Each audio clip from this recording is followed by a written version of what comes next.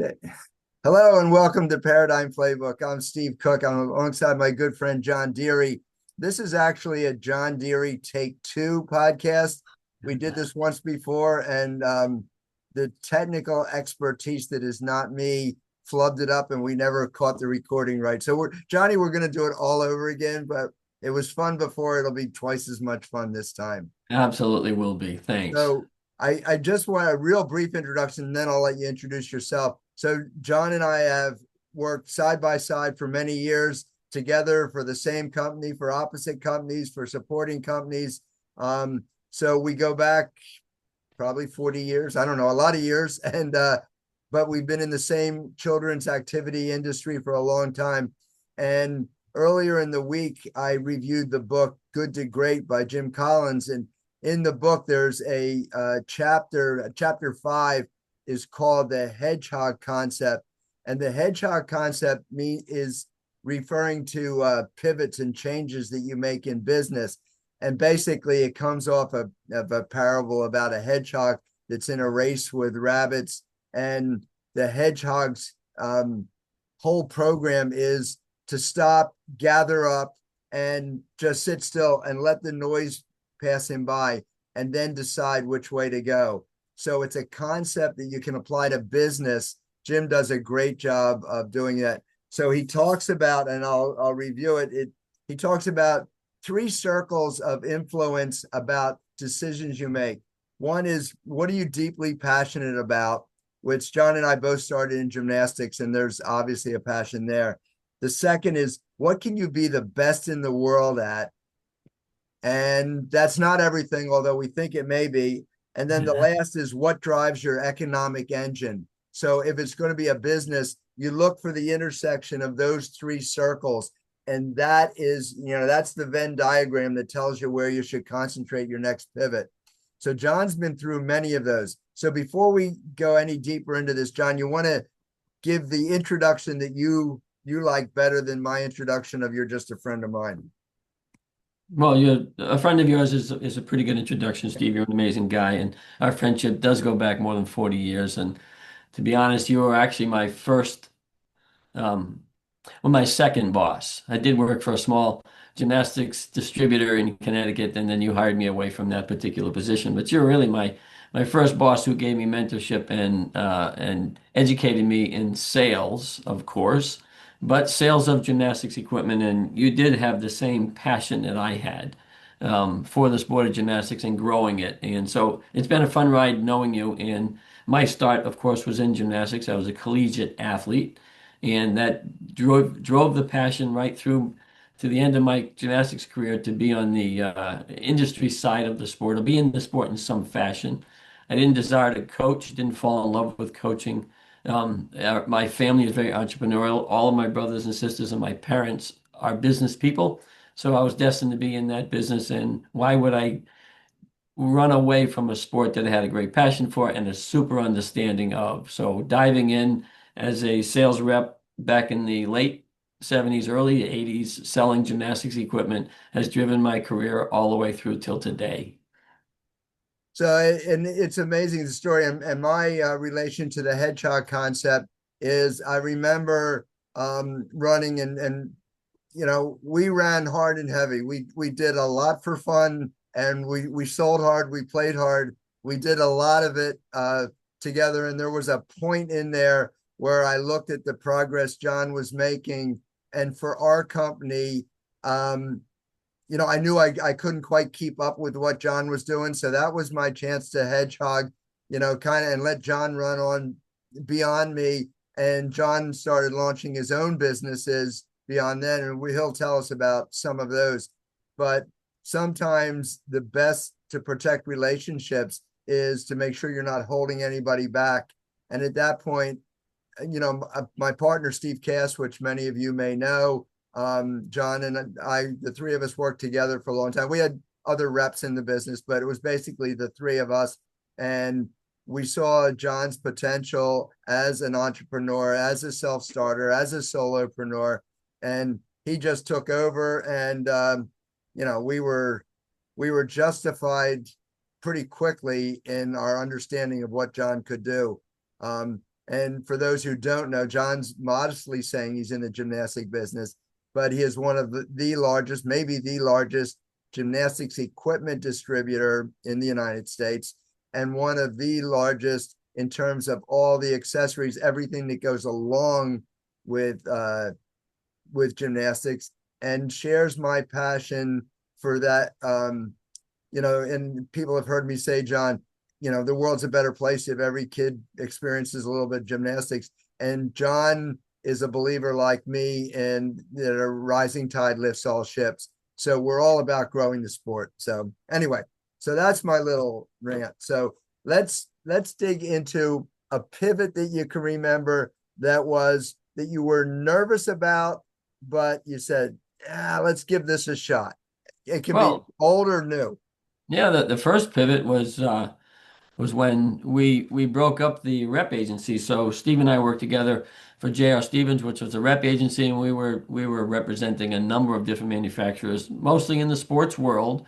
We dabbled in some other spaces, but when that group broke up, when we decided that that group wasn't going to exist anymore, and I was on my own, the big pivot was, what do I do? Do I stay in the world of sport?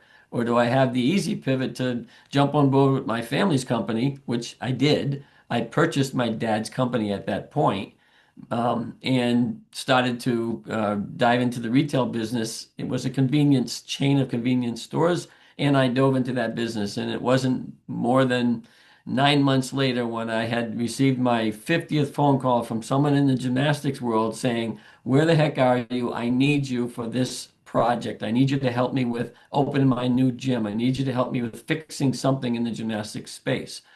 So it kept reminding me of where my expertise was.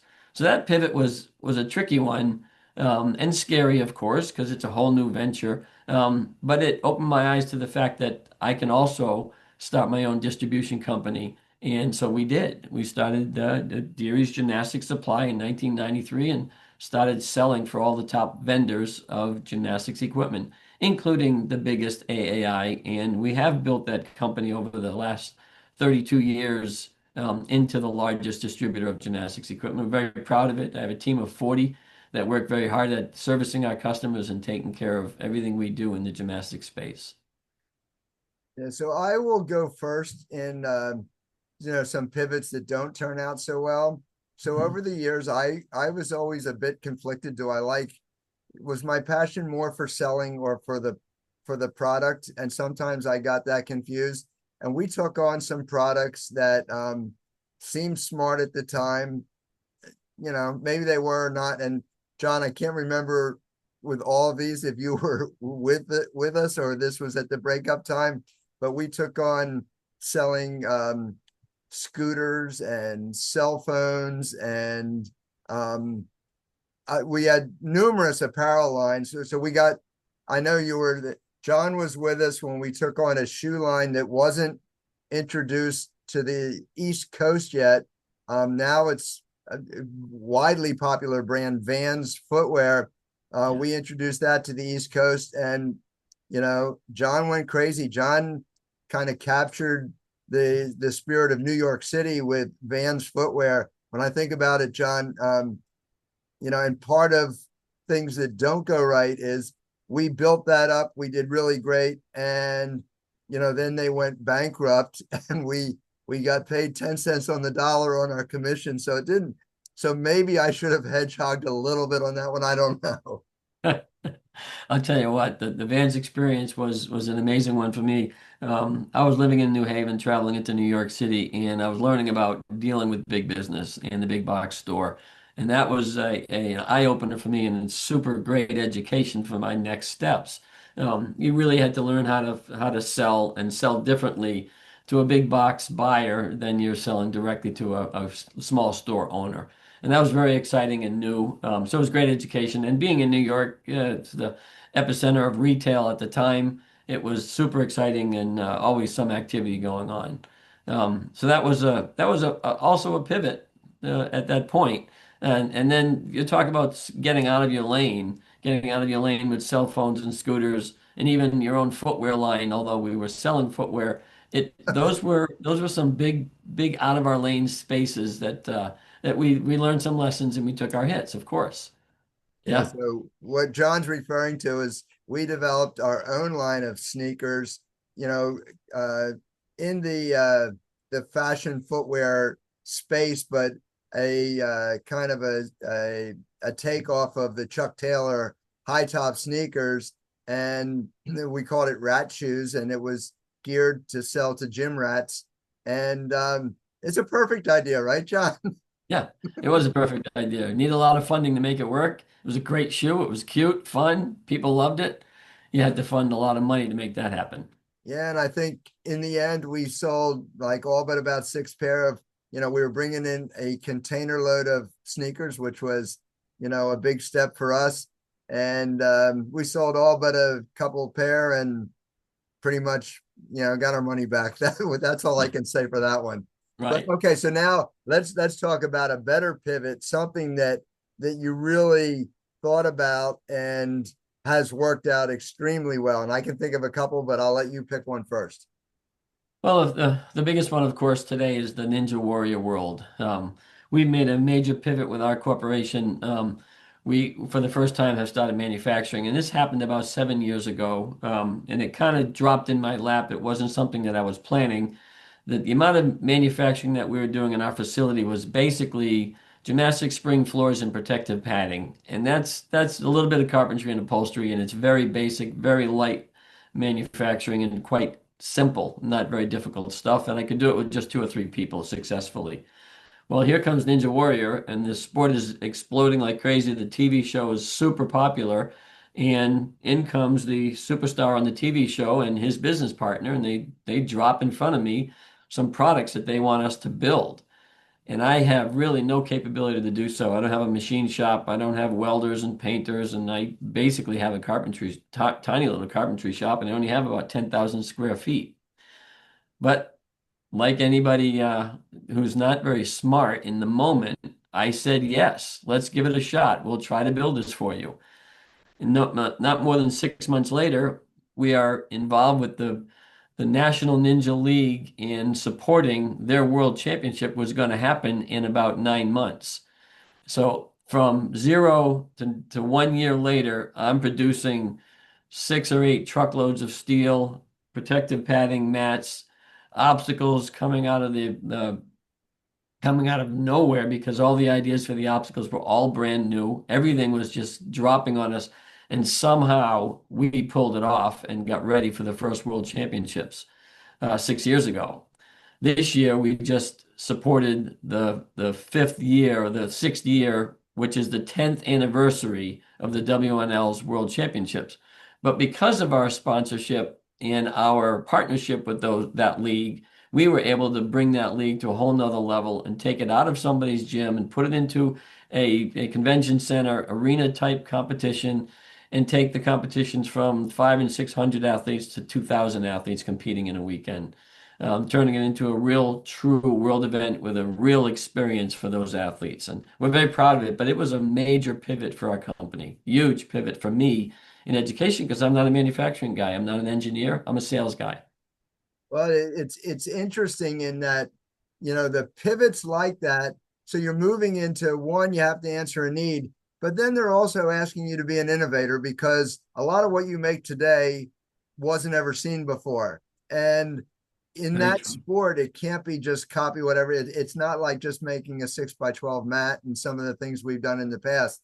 And when you think about it in the gymnastics world, the apparatus has pretty much been the same for a century, and it's advanced, but it's not innovative. So in this one, I like to say that you're really stepping into a blue ocean where people didn't know where it's going to go. And still to this day, there's not a lot of people doing what you're doing. I mean, there's some people that are trying to do it, but again, I go back to a rising tide lifts all ships. So as John's promoting the events are promoting the sport.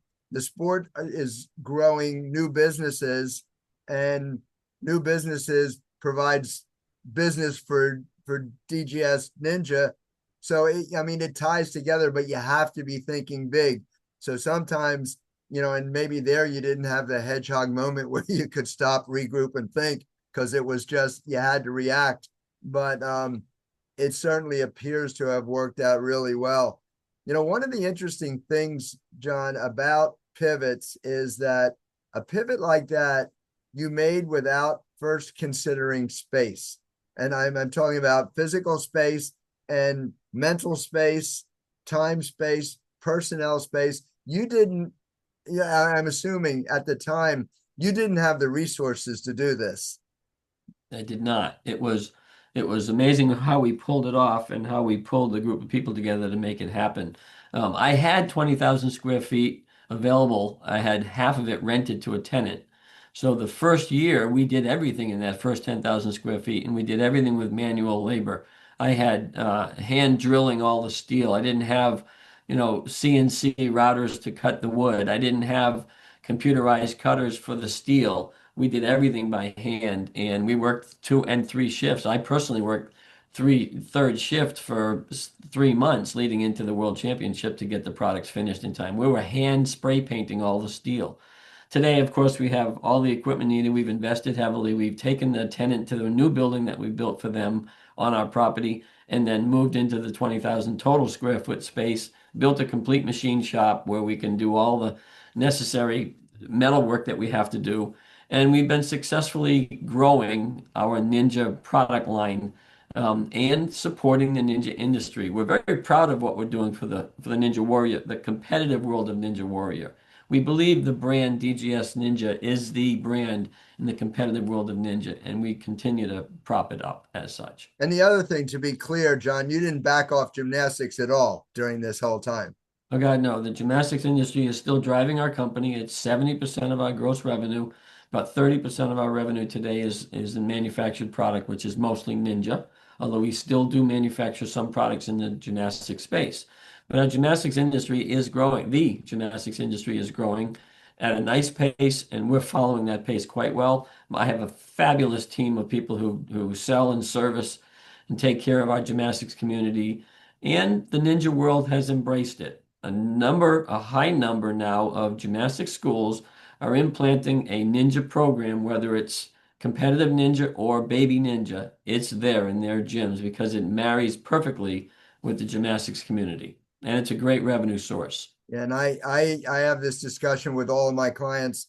The audience knows that that's kind of my calling right now. I consult with or mentor people that are opening gyms or expanding gyms, and that's a discussion I have with everybody.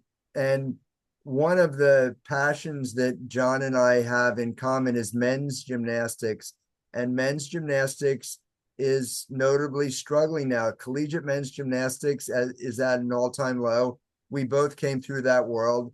And we're at a place where it used to be that men gymnastic graduates provided most of the coaching at club gymnastics, even on the women's side.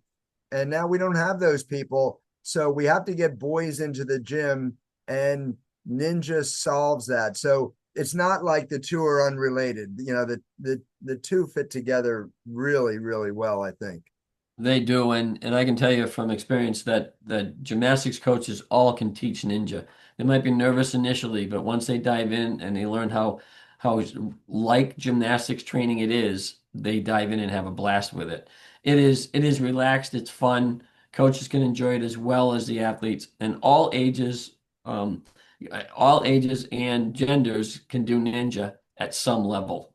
It's And fabulous. while we're at this point, let me put a quick plug in here. So John and I are both supporting an event coming up in the end of August in Cincinnati called Ninja Connection, and it's a small conference for people that want to or are running Ninja programs. I assume you have someone from DGS Ninja that's going to be there, but We I do. know at Kids First, that's a gymnastic club that went big time into Ninja. DGS built their whole gym out for them. We It's did. pretty big. I don't know. It's like, It 25,000 square feet of big, and it's fabulous, and yeah, it's a one of his fastest growing departments in his whole world and sphere of sports of child activity centers in his place. yeah. So if anybody is interested in that, they can look it up. It's run at Kids First Sports, I guess it's called. Yep. It's in Cincinnati. You'll find it. Look for Ninja Connection. It's a cool thing. Okay, I want to go to a separate pivot, and this is more internally on pivoting between in people in personnel. So HR is a challenge in every world, and a lot of the club owners are challenged in that.